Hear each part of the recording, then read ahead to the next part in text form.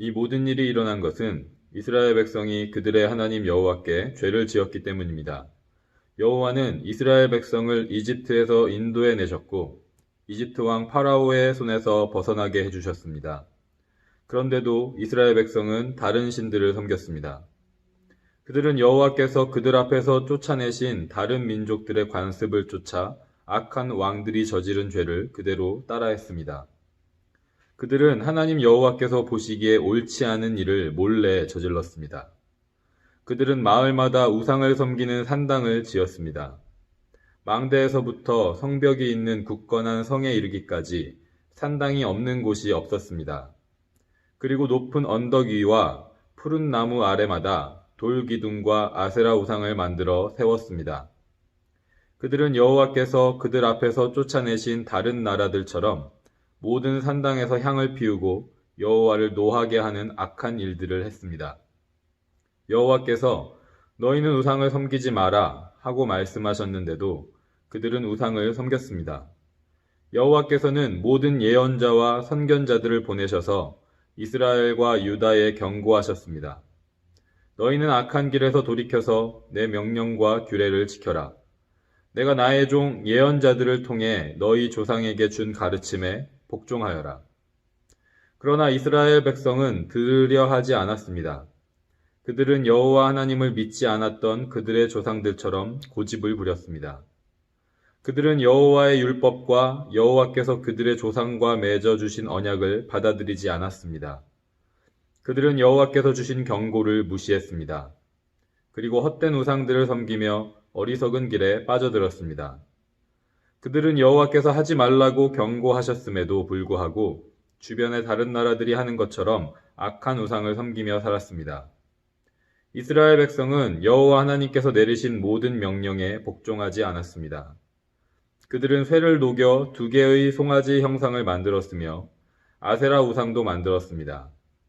그들은 하늘의 모든 별에게 절하고 바알을 섬겼습니다. 그들은 자식을 불에 태워 제물로 바치기도 하고 마술이나 요술을 부려 점을 치기도 했습니다.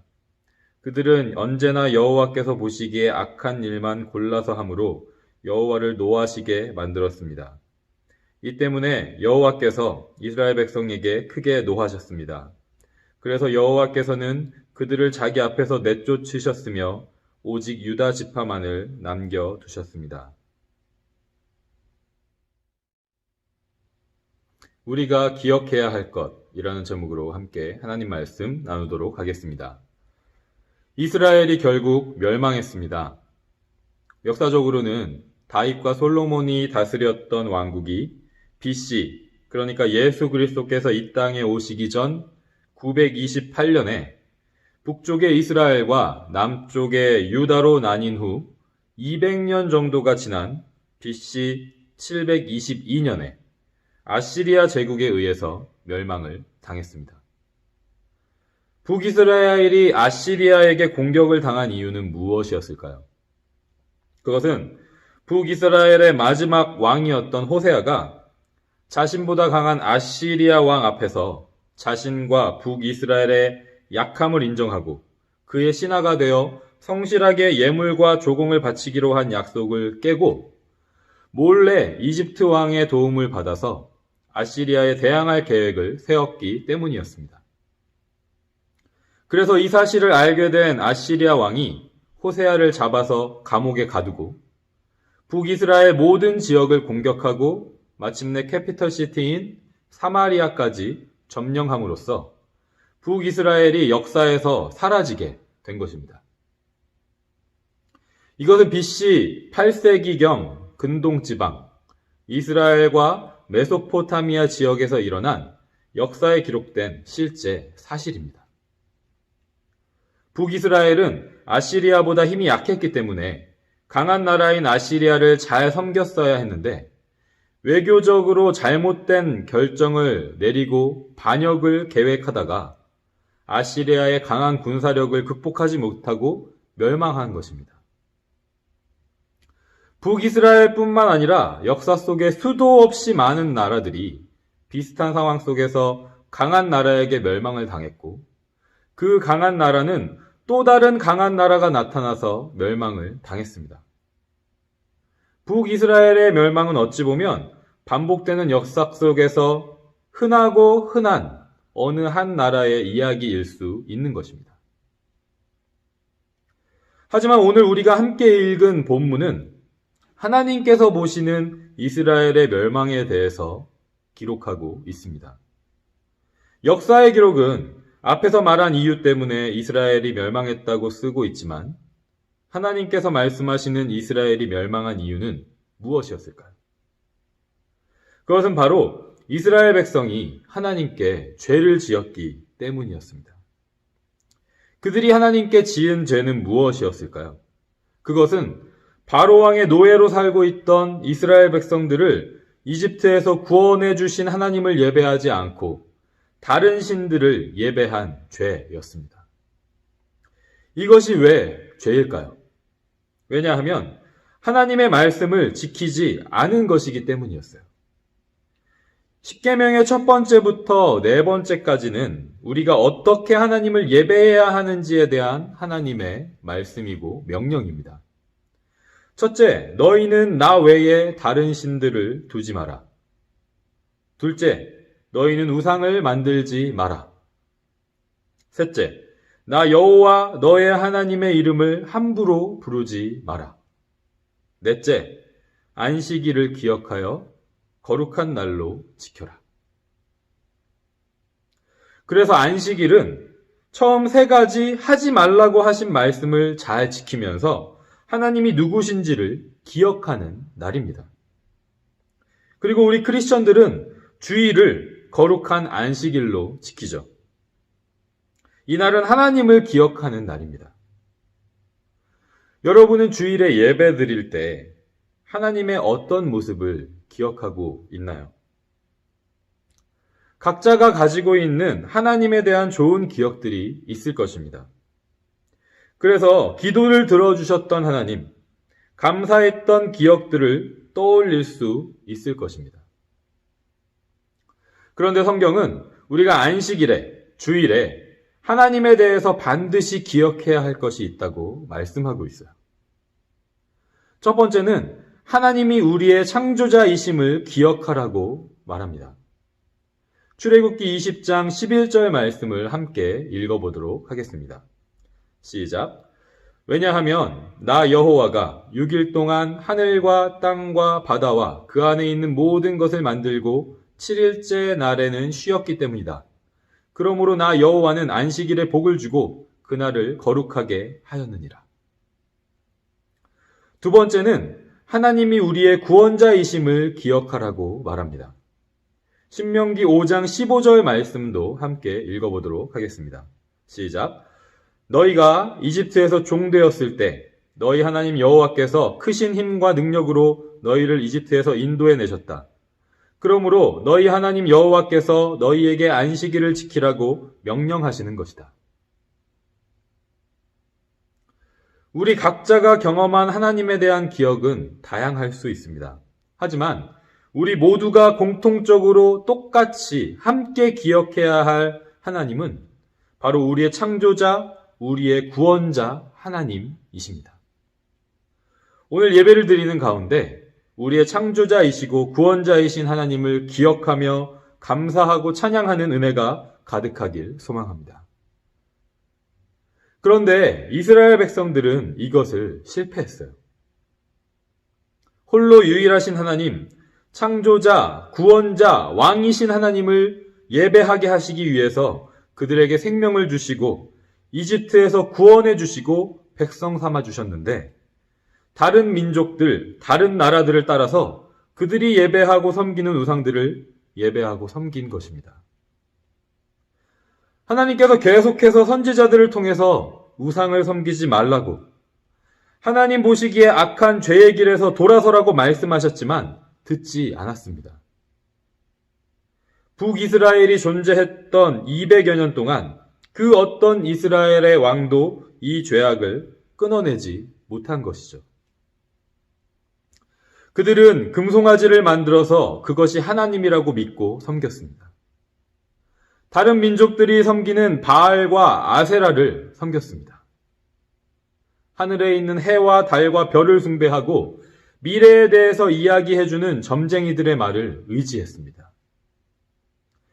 그들이 행한 우상숭배 방법 중에는 쉽게 믿기 힘든 내용도 있습니다. 그것은 바로 그들의 자녀들, 아들과 딸들을 불에 태워 제물로 바치는 것이었어요. 인신제사, 휴먼 세크리파이스라고 불리는 이 제사 전통은 동양과 서양, 전 인류의 역사 속에서 어렵지 않게 발견되고 제사의 효과를 최대화하고 극대화하기 위한 방법으로 쓰여졌다고 알려집니다. 왜냐하면 사람을 바친다는 것은 인간이 바칠 수 있는 가장 고귀한 것을 제물로 바치는 것을 의미하는 것이고, 이렇게 함으로써 신에 대한 믿음과 충성을 증명하고 그 마음에 감동한 신이 인간의 요구에 응답하게 되는 것입니다. 한마디로 하면 휴먼 세크리파이스는 사람의 일에 대한 신의 개입과 도움, 신과 사람의 연합과 하나됨을 일으키게 하는 가장 효과적인 방법으로 쓰였던 것입니다. 성경에 기록된 휴먼 세크리파이스는 주로 몰렉이라는 신에게 행하는 제사에서 쓰였습니다.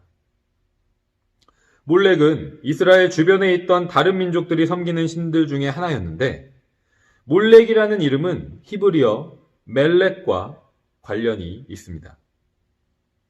왕이라는 뜻을 가진 멜렉라는 단어를 통해서 우리가 알 수 있듯이 그들은 몰렉 신을 왕으로 섬겼던 것입니다.